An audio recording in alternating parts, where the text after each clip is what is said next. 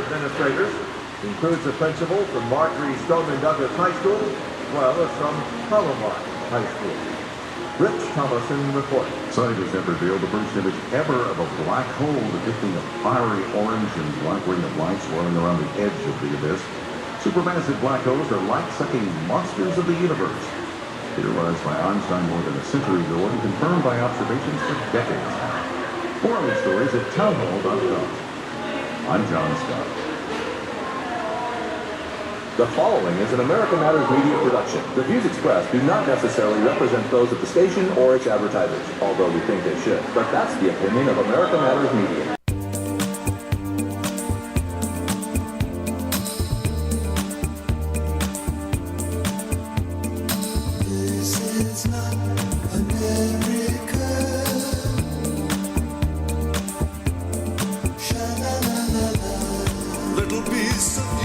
Hello and welcome back to Talking Truth to Power, Nevada's and Reno's Freedom Talk Radio.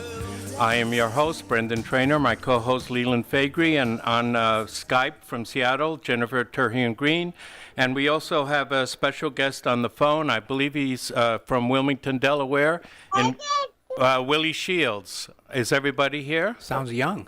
We're all Willie here. Shields is here. Thanks for having me. Oh, no problem. And, you know, there's a lot of things going on, and we generally talk about the different topics from a freedom point of view. But this week, because April 15th is the due date for the income tax, and millions of Americans will be parading to the post office to file their returns in the next few days, I thought we'd talk about the income tax from a different perspective. And that perspective is the most successful critic of the income tax so far, and that is a libertarian who lives near Detroit named Pete Hendrickson. And he wrote a book called Cracking the Code back in 2003. And since that time, he says hundreds of thousands, but certainly tens of thousands of Americans have received full refunds of all withheld taxes, state, federal, and even payroll taxes. How about local taxes when they apply? Well, not unless you have an income tax. Right. Yeah, if you have a municipal income tax, that should apply as well. Mm-hmm. Anything that you have to fill out a form that's based on you as a worker having taxable income. And Willie, I know that you've been up front in your support for Pete. Did you want to chime in and start the conversation going? Yeah, I would. And this book by Pete Hendrickson is probably the most important book anybody can read on the income tax. And I recognize it as a treatise. Now, I have a background in paralegal studies. I have a bachelor's degree in paralegal studies from Widener University, although I haven't done a whole lot of work as an actual paralegal. I have been trained in legal research. Yeah, so have I. You know, we have, we've referred to Pete Hendrickson's book as, a book, but actually in the legal world, it's called a treatise. A treatise is a book or a pamphlet or a white paper or something that delves into a particular aspect of the law. Now, people have to ask themselves, when and how and what did they learn about the income tax law when they first, usually it's like when you first started work, you got your first job when you were 17, and they told you, well, you got to fill out these forms, okay? But nobody from the government, the IRS, or certainly a law firm or a lawyer or anything like that has ever told you that your earnings were subject to the law. It's just like it's an old wives' tale that's kind of been handed down to people that because they make money, they have to pay a tax on that money, and that's not what the law says. The law says that the tax falls on exercising a federal privilege. In other words, if you use the federal government's largesse in some way to gain monetarily, the federal government, or really the people of the United States, have a claim to some of that money coming back to the Treasury. That's how the law is supposed to work. Yeah, yes, exactly. And that's, again, that's not what we've been told. When you get a job, like you say, your boss hands you the personnel commission at your job, they hand you a W-4 and tell you to fill it out. And if, you're afraid if you don't fill it out, you won't get the job.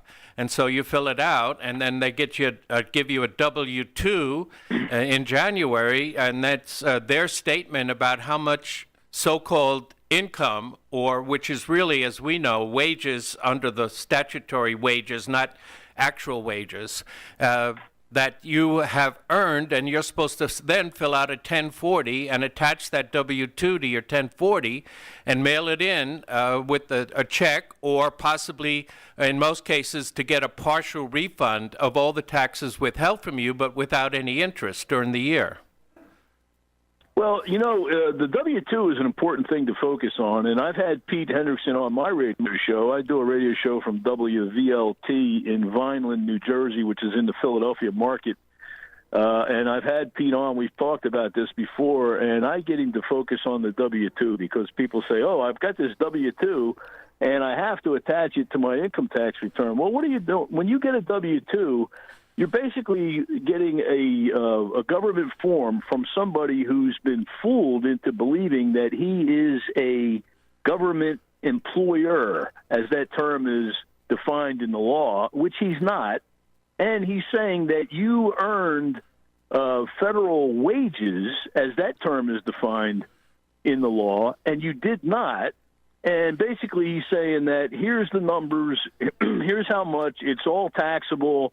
And then what you do is you go ahead and attach it to your return, and then you agree to all those numbers on there, not just the numbers, but the characterization of what those numbers mean. In other words, it's all taxable income. This guy's correct. Everything on this W-2 is correct, and I owe the money, and now I want to play your deductions game to see how much I can get back or whatever. But you don't have to attach that W-2 to your income. You don't have to agree that this guy is a federal employer, that you are a employee under the law, under the income tax laws, and that you earned any wages, or that W-2 is correct. Now, in the regular tort world, you should be able to, and I think some people are going down this road. I don't know how successfully, but you should be able to sue a person for libel, for calling you, for saying that you earned or that you gained from exercising a federal privilege when that is not true. And they should know, they either know or should know that it's not true. That's libel. But you know what? Under the Pete Hendrickson method that's laid out in his book, you don't have to get your employer, and I'm using that term in its general sense. We're heading up to a break, Willie. We'll take off after the break. Stay with us.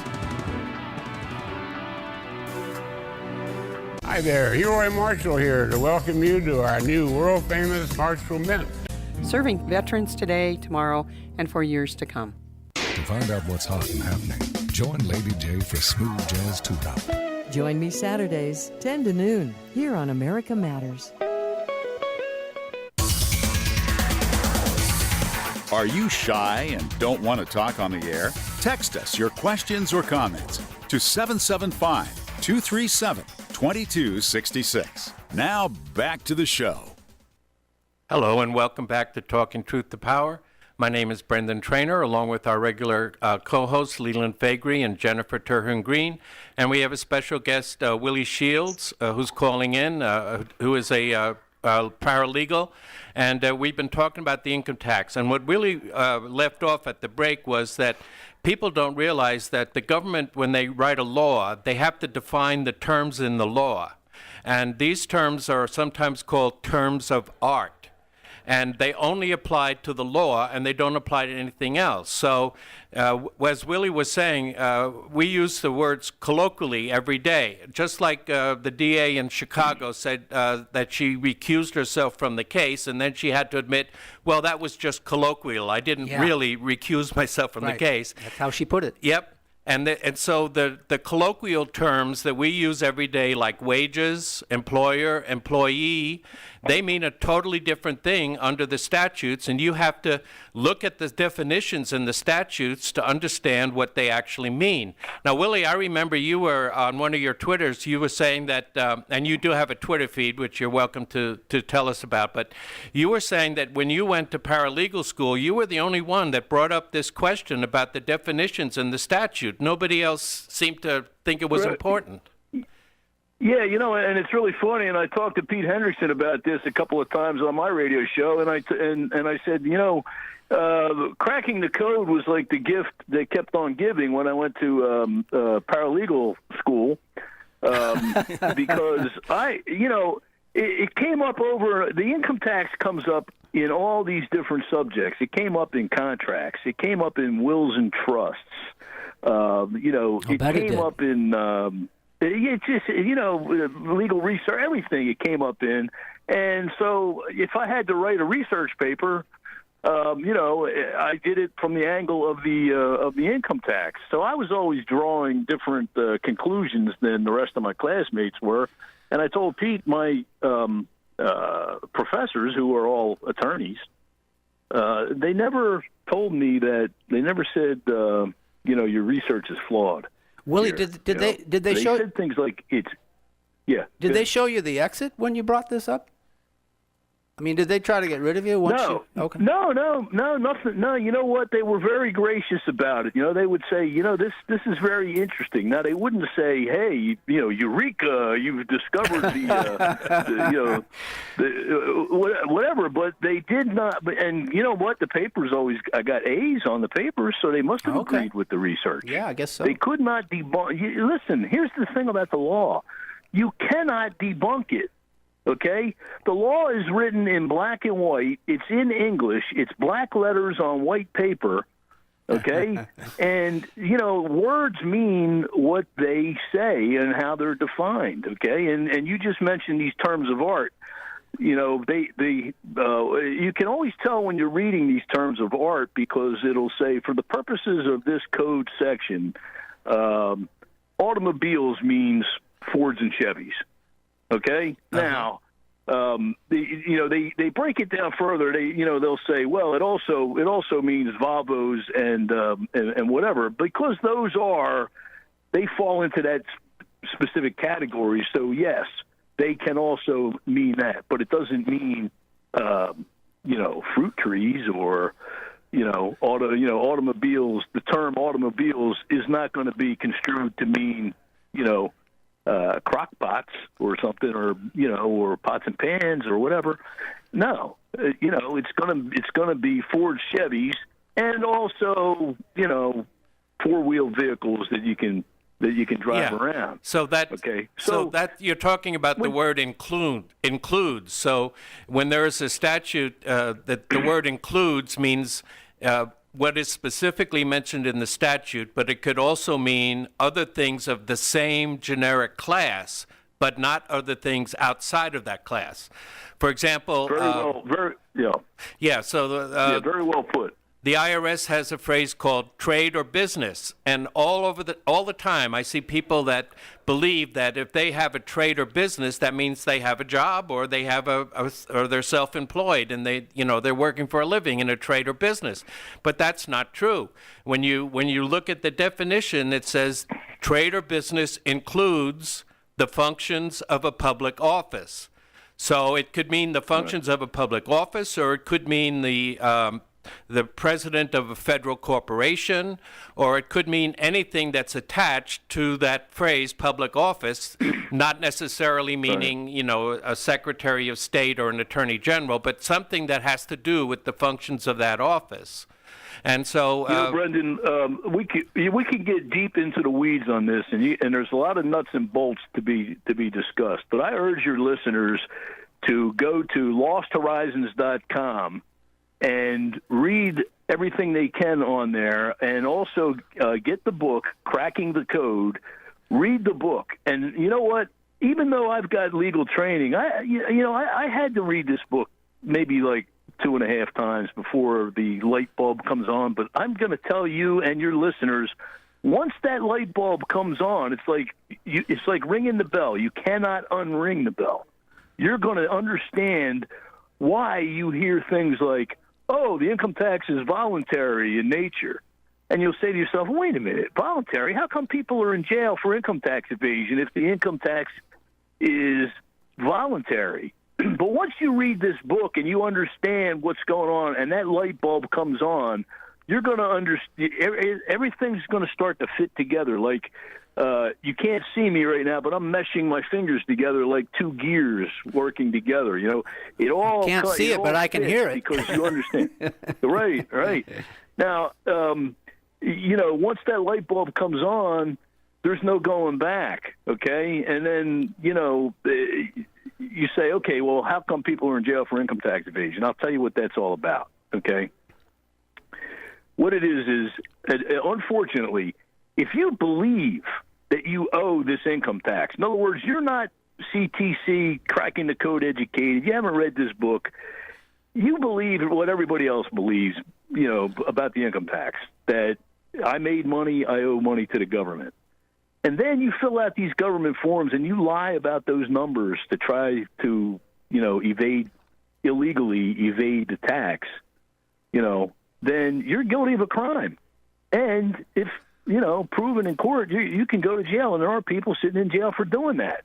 Unfortunately, they didn't even owe the money to begin with, okay? But they're still in jail. They're in jail because they committed the crime of tax evasion, right? Because they lied on those forms about everything.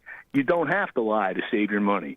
All you have to do is know the law, tell the truth, and tell the IRS, listen, this guy thinks he's a payer. He's not.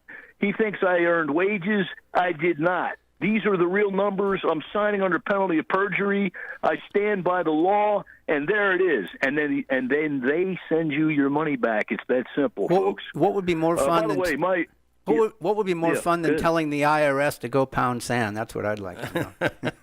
Absolutely. You know, on my radio show, I have a special call-in number for liberals. It's 1-800-POUND-SAND.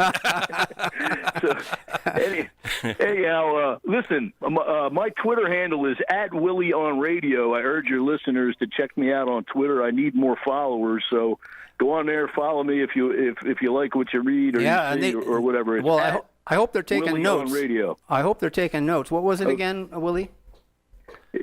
@Willie, WILLIE, on radio, all one word. Okay, and also, what else? I might as well give my email address. It's WShields. That's WSHIELDS 1775 @Verizon.net. It's WShields 1775 @Verizon.net. I'll answer any email. I'll direct people to where they have to go to find out what they need to go. But like I said, LostHorizons.com, Pete Hendrickson. Google him. Google the website. Get the book, Cracking the Code. Read it. There's so much on there that in this, what do we have, 1 hour on this radio program? I can't cover it all. We've got 2 minutes. I try to cover it on my. We've got 2 minutes before the next break, Willie, so just put that in your pipe. Okay. Yeah. Okay, here we go. So, you know, and like I said, and I've had Pete Hendrickson on my radio program, and the hour goes by so fast with all the, you know, with the spots and everything that you know, you guys know, you do this all the time. So, you know, you just don't have enough time to cover all this stuff. People have to go get the book, read it themselves. And here's another thing, too. There's no such thing as a guru here or silver bullets. In other words, you can't say, oh, all right, show me how to fill out these forms. And show me where to sign, and show me what. No. You have to own this information. You have to study it, learn it, know it, and act on it yourself. You can't get somebody else to do it for you. That's a good point. Okay, yeah. I'd love to be able to start a business, you know, helping people get all their money back. You know what I mean? But you know, you can do it yourself. You don't need me. You don't even really need Pete Hendrickson, except to go to get the information, learn it yourself. The light bulb comes on, and now you have got the IRS off your back. And after the break, if you don't mind, I'd like to talk about some of these people who say things like, oh, well, I don't want my money going to Planned Parenthood. I don't want my tax money going to pay for foreign wars. Well, guess what? You're sending them the money. Yes. They're fooling you into believing you owe the money, and you keep sending it to them. How would you like to stop sending them the money? Very good point, Wouldn't that be beautiful? And, if you go on Pete's website, losthorizons.com, he gives you numerous examples. He has about 1,000 people have been willing to send in their experiences with the IRS, and they're all on the website. And you can see how all these people followed the advice in cracking the code and received their full refunds. It's a beautiful thing, too, when you see people and just regular people. I mean, like housewives. Hold that thought, Willie. We're coming up after a break. We're talking to Victor from Precision Diamonds. Victor, we have talked before about the fact that you started 27 years ago in Park Lane Mall in a little kiosk. You are now in your own building across the street from the convention center. Visit adoptuskids.org. Brought to you by the U.S. Department of Health and Human Services, Adopt U.S. Kids, and the Ad Council. This is America Matters Media on AM 1180 KCKQ, a Lotus broadcast station. The power of radio since 1967. Want to expand your advertising dollar? Sponsor this or any America Matters program by calling 775-827-8900, extension 2. Now back to the show.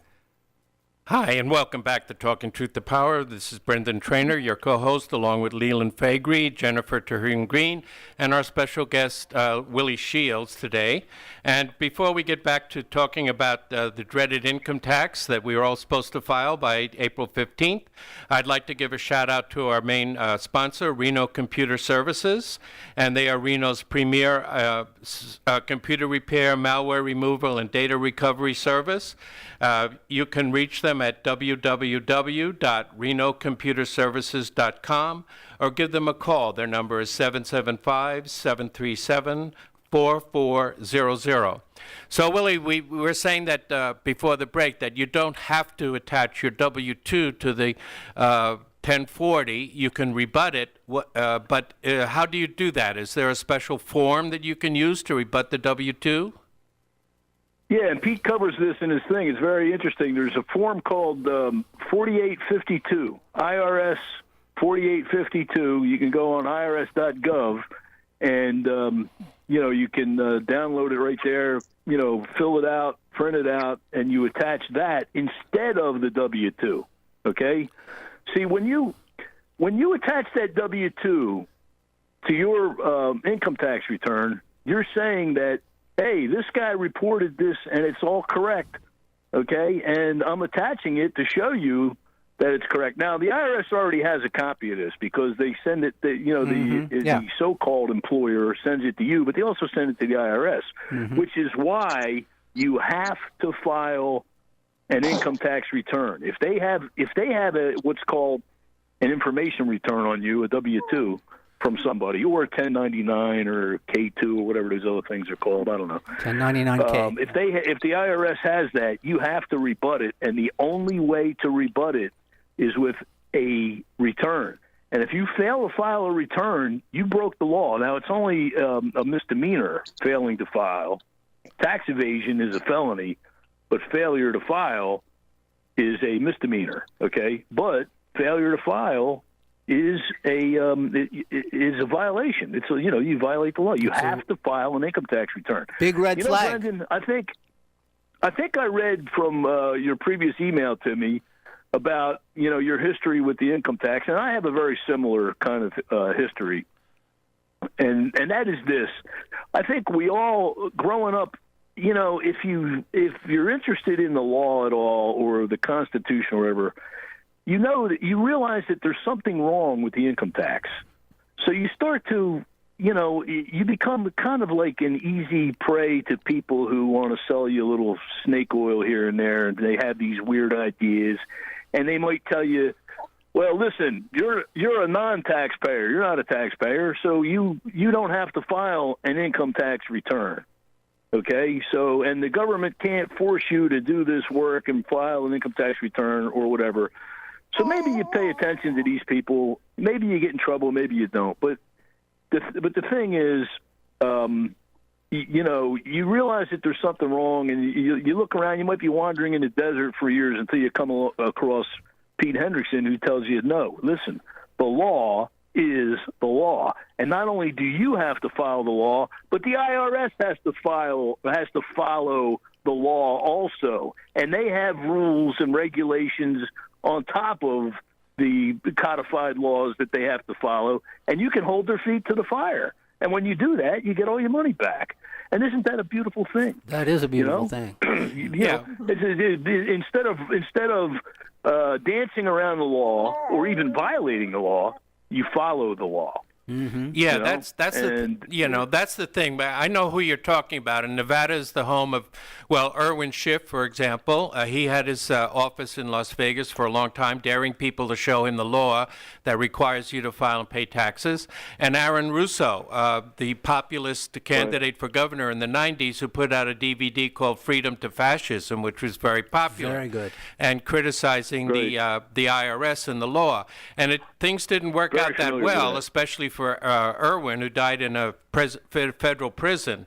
But the fact is that I don't think they were scam artists. There have been some scam artists among the Patriot movement that have sold people untaxed packages and crazy things like that.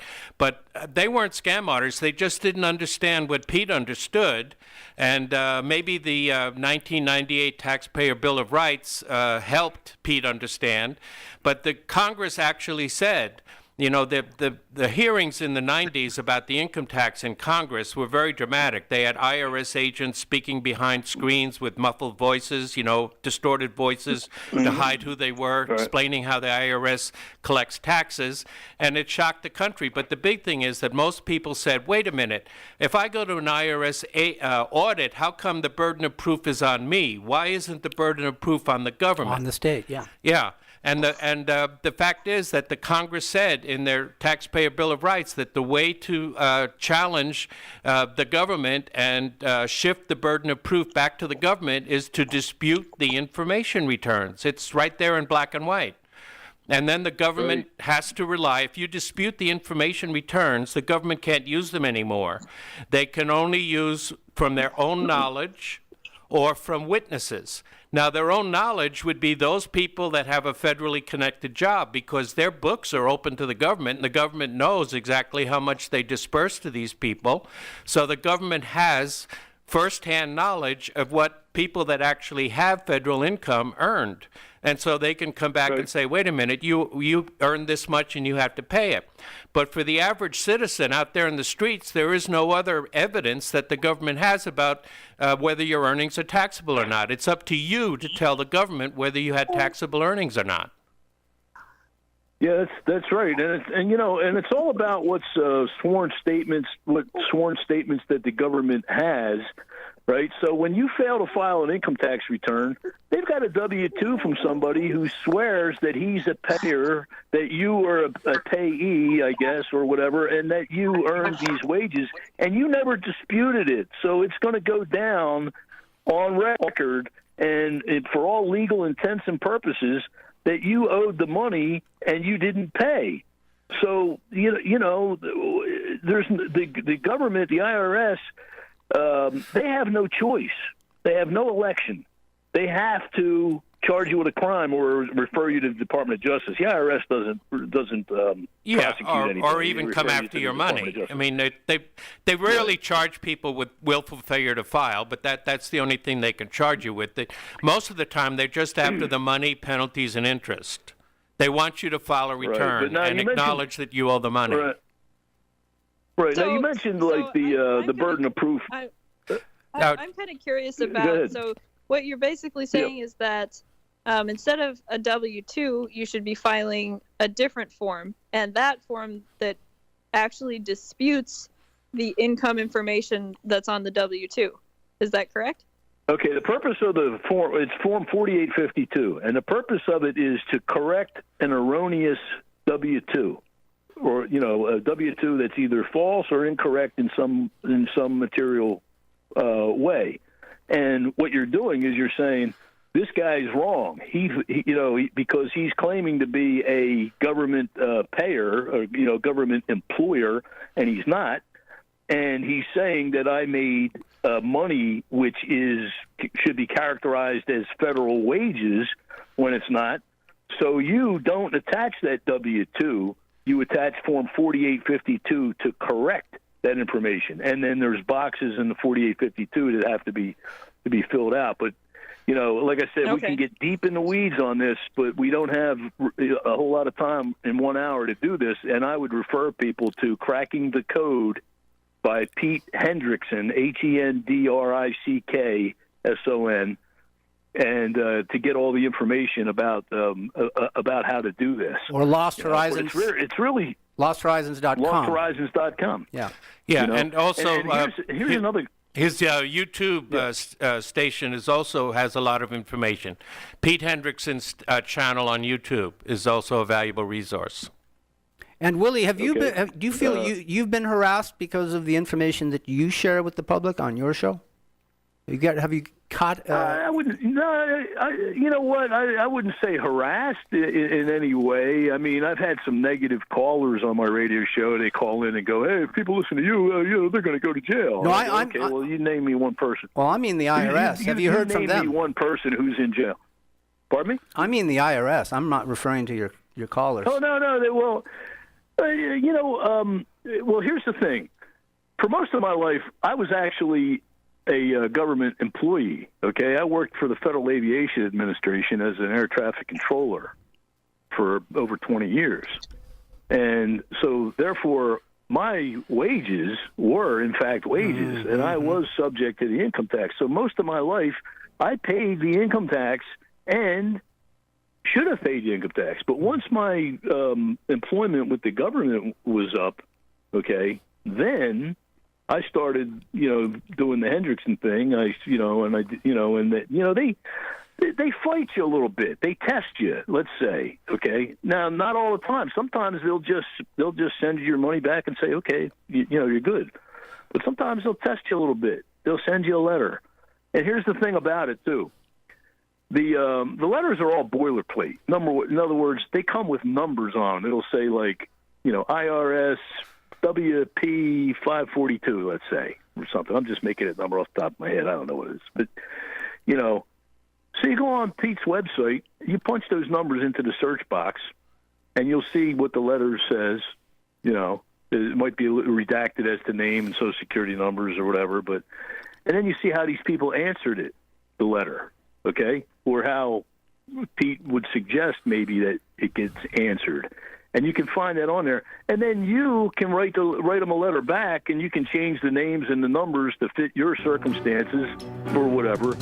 But see, the IRS agents are so stupid. We're up against a hard break, Willie. Hang on. Break. Hang on, we'll be back.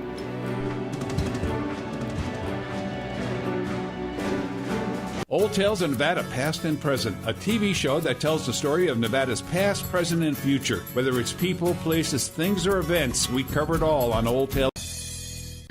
This is America Matters Media on AM 1180 KCKQ, a Lotus broadcast station, the power of radio since 1967.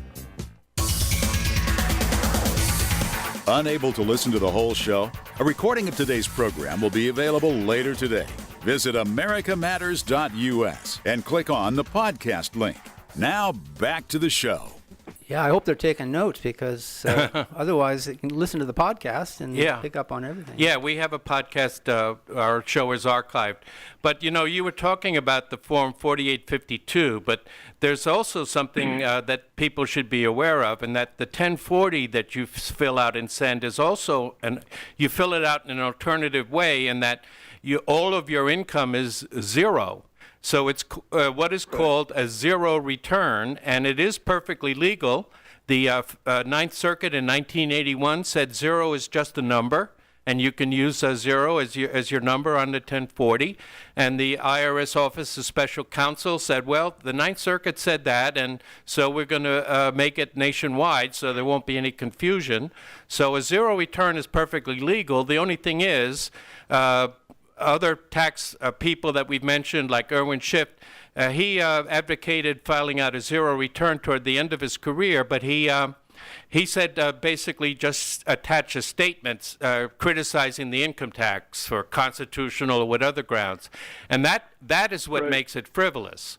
You have to. Yeah, that's what's problematic. That's what's problematic about that. And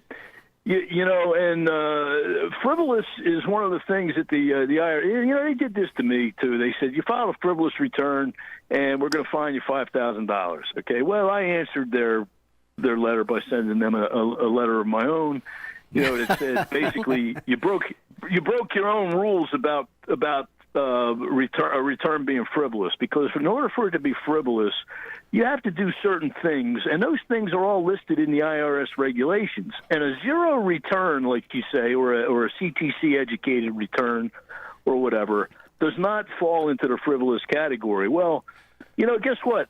They never agreed with me, but that $5,000 fine sort of just disappeared. Right. And then they put a lien on my house, okay? And then all of a sudden I got a letter in the mail that said, well, there's no more lien on your house. It's been satisfied or whatever, or just, or something like that. Did you contest the lien? Did you contest the lien, or did they just voluntarily? No, I didn't. No, you know what? I did. I contested it in that I contested the $5,000 fine, which was what the lien was based on. They said, since you owe us $5,000, there's a lien on your house. Well, I contested the $5,000, and then all of a sudden, they never answered me on that. They never said, hey, yeah, you're correct about this or that. But I get a letter that said the lien has been satisfied, or it's been, it's just null and void or whatever. I forget. Yeah, when I was in the Patriot thing, a lot of patriots like to send long letters to the IRS espousing their beliefs and the unconstitutionality of the way the tax is collected and all this stuff. Like they care. Yeah, exactly. The IRS is not a debating society. It is simply a tax collection and administration society, organization. So you just stick to the forms and put the correct numbers on the forms and sign your name under penalty of perjury, and they're supposed to process it. Right. Well, I've told Pete Hendrickson this before on my radio show, and I said, listen, people have a really misunderstanding about the IRS. I said, think of them as any other collection agency. In other words, if you got a dunning letter from a collection agency in the mail and they said, you owe us $500, and you knew flat out that you did not owe that $500, you'd fire off a letter and you would say, listen, you're going to hear from my attorney next unless you correct this and stop sending me dunning letters about this $500 that I don't owe. Okay, well, you got to think of the IRS as in the same way. Now, they're a collection agency, but they only have one client. They're a collection agency with one client, the U.S. government. Okay, so, and if they're wrong about you owing the money, you put them on notice. How do you put them on notice? By filing a CTC-educated return. And when, you talked about the zero returns. Listen, folks, there is nothing easier than doing, you hear about, you should be able to do your return, your income tax return on a postcard. Well, basically you can. It's an 8x10 piece of paper, but what's the difference? 00000, boom, boom, boom. Sign your name under penalty of perjury. Yeah, right? And you put down. You also put down down all the amounts withheld, including the payroll taxes, and say I want a refund. Right.